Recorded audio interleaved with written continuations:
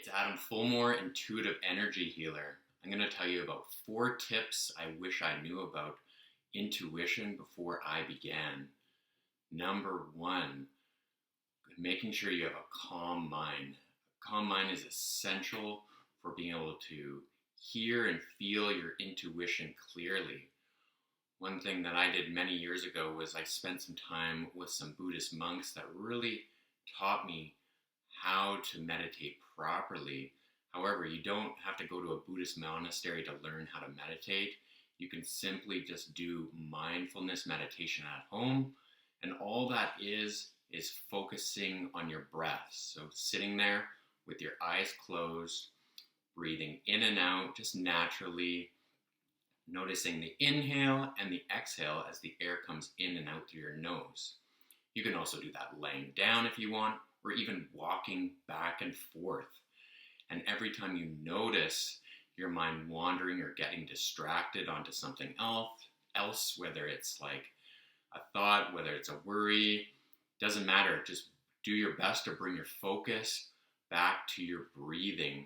And over time, what this will do is it'll calm your mind right down. So then when you're doing intuitive work, it'll be so much easier to have a nice calm mind and tune into exactly the messages that you're receiving and not feel confused at all.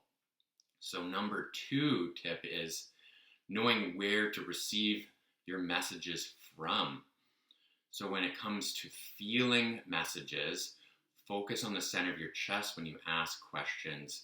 That's where you'll feel different emotions, different sensations going on. Often people will feel them in their abdomen, but I recommend focusing more on your chest area to receive messages, but that's up to you. And then the other aspect where you want to receive messages from are from like your head and brain, and that's when it comes to hearing and seeing things through your intuition. So your intuition will come through your own voice in your head. And then another aspect to what's kind of considered your intuition is when we hear guidance from our guardian angels or ancestors.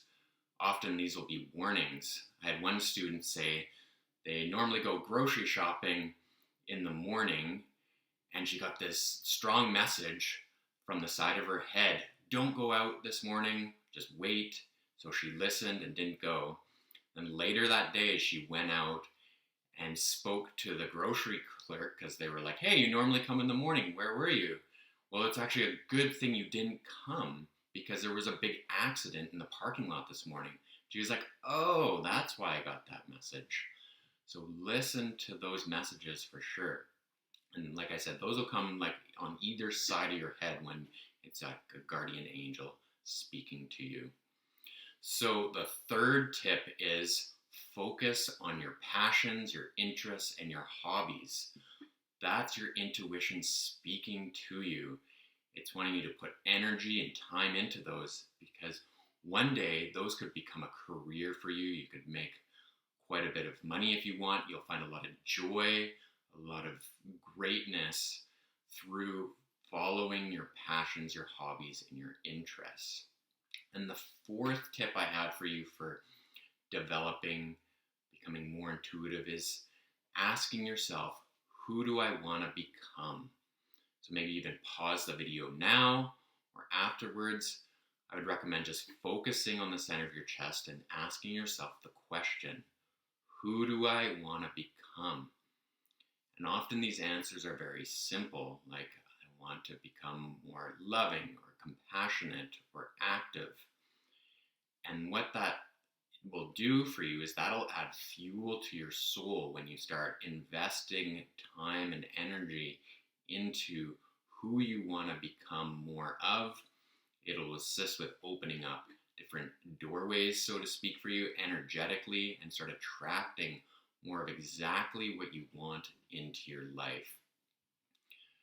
So let me know what you came up with when you asked yourself, who do I want to become, in the comments. And if you're interested in developing your intuition even more, learning more skills, and learning to develop your healing ability, check out the link below for my Intuitive energy healing course, which I did together with Carrie Fulmore, my wife, who's also a medical intuitive.